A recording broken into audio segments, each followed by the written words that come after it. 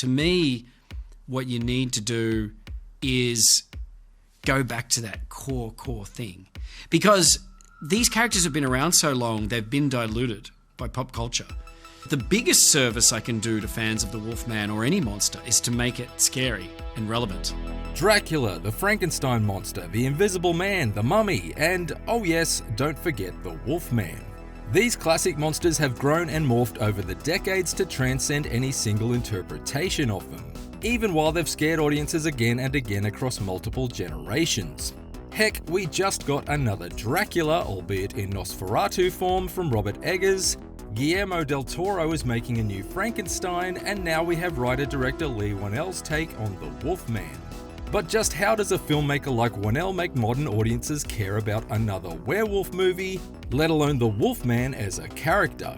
How do any of these filmmakers, as Whannell says, make the classic monsters scary and relevant again? Well, grab your torches, pick your wolfsbane, and ready your stakes, and your ability to read into the metaphors behind monster stories, because we spoke to Whannell about the influences of classic monster movies on his work, how to revive beloved creatures like the Wolfman in 2025, and why you should care.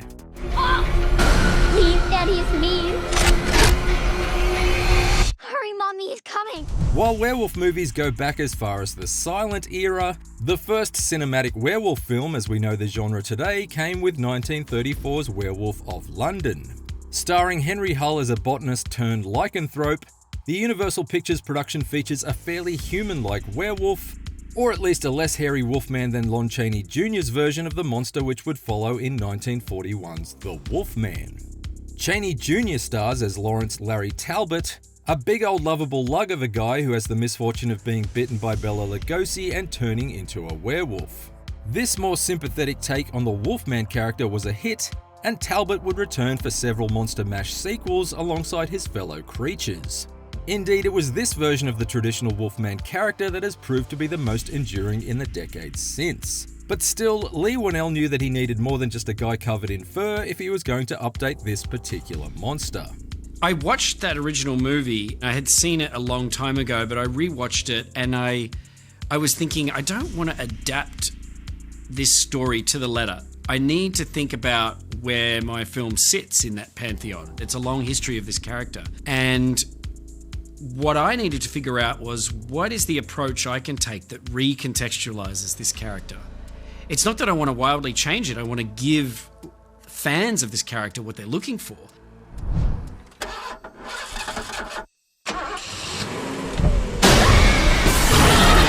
Whannell does have a track record when it comes to figuring out not just what audiences want, but also how to bring something new to an age-old tale. His big Hollywood breakthrough was as the writer and creator of the first Saw film, along with his friend James Wan. That of course led to a series of horror outings, including writing and directing 2020's The Invisible Man, which starred Elizabeth Moss and brought a modern edge of thematic relevance to the classic tale. So when it came to updating The Wolfman, the filmmaker knew he needed not just a fright factor to the film, but he also had to give audiences a reason to care about yet another version of this story. The biggest service I can do to fans of the Wolfman or any monster is to make it scary and relevant. That's what they want, right? You're not there for a history lesson. You're not there to see someone pay homage to your favourite character. That's all window dressing. And with that window dressing comes the danger of the character being a bit too familiar, and therefore a bit too safe. The next thing you know, you're in Leslie Nielsen territory. These are monsters after all. To me, what you need to do is go back to that core thing. Because these characters have been around so long, they've been diluted by pop culture. Dracula is a campy character in some ways. You know, the approach. I want to drink your blood, right? Until you see a filmmaker like Robert Eggers come along, or Francis Coppola. These people, they don't approach it that way. They take the source material very seriously. That's what you need to do, I think, for modern audiences. If you want people to resonate with the movie. Look no further than Robert Eggers' Nosferatu, a remake of a silent era film which became one of the buzziest movies of this past holiday season and has turned out to be a big box office success for Focus Features. In Whannell's film, Christopher Abbott and Julia Garner star as married couple Blake and Charlotte. Upon moving with their young daughter to the family farmhouse in rural Oregon, Blake is attacked by a, well, you know how this goes. Or do you? I was slowing everything down, trying to see things from inside the wolf, because that was the thing I felt I hadn't seen. You know, I hope, my biggest wish for this movie is that people walk out of it, hopefully they're scared and maybe they're emotional about it, but also I want them to walk out and be like, oh, I hadn't seen that take on the Wolfman before. Of course, there are certain, well, let's call them tropes, that are essential to an iconic character or mythology like the Wolfman. For Whannell, the transformation scene wasn't just something that had to be included, but it was also an opportunity to mine some of the thematic elements that he was going for with his film. The idea of transformation is this idea that you're changing into something uncontrollable. That's the core of the Wolfman character.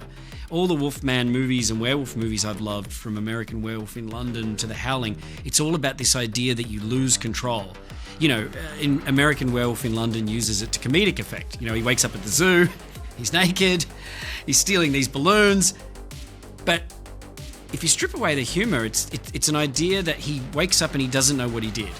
And so Whannell drills down on that idea. But instead of playing it for laughs, he uses the notion of a character not knowing what he did as a way of addressing a real-world, if even scarier concept than that of a wolfman. I was using the audience's understanding of that, but instead of having someone wake up, I wanted it to be a slow motion descent that maybe you weren't coming back from. Because illness, to me, a degenerative illness that steals your loved ones away, that was really what was sitting underneath this version of it for me. Can you understand me? Of course, you can't forge a new future for the classic monsters without recognizing the accomplishments of the ghouls, vamps, and stitched-together freaks who came before. From the pantheon of the Universal monsters to remakes of other iconic creature features, today's filmmakers have a wealth of inspirations to pull from.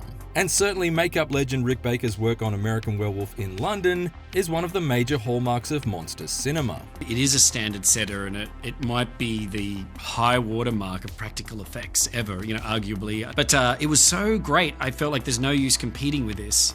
You know, it's better to reinvent it than to imitate it.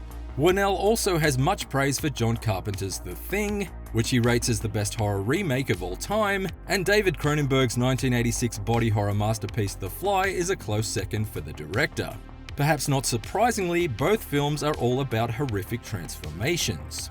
I just love what David Cronenberg did with The Fly, and, you know, I hadn't seen the originals of those movies at the time I first saw those movies. So for me, The Thing was an original. I wasn't thinking about the older version. In the later years, I see them and, you know, kind of catch up on your horror history, but I grew up on those. And then, of course, this conversation would be incomplete if we didn't touch on the new Nosferatu, which is a remake not just of the 1922 German expressionist classic, but also of Werner Herzog's 1979 iteration, both of which are adaptations of Dracula. I loved what Robert Eggers did with that. It's good. It's always good when the source material has a lot of distance. Like The Thing, I felt like the original movie, it was in black and white, the effects were much creakier. There was a lot of room for John Carpenter to re-establish it in the time. You know, remakes, as the years have gone by, remakes seem to be happening with shorter and shorter windows. You know, they'll remake a film from 10 years ago or whatever, and it's like, whoa. I feel like there was enough distance with The Fly and The Thing to really do that, and certainly with Nosferatu, I mean, you know, it's a silent film, so what better movie, because now he's playing with elements they weren't playing with. You know, now he's able to give it a whole different language. But what do you think of Hollywood's most recent stabs at the classic monsters? Let's discuss in the comments, and be sure to like and subscribe to IGN wherever you watch.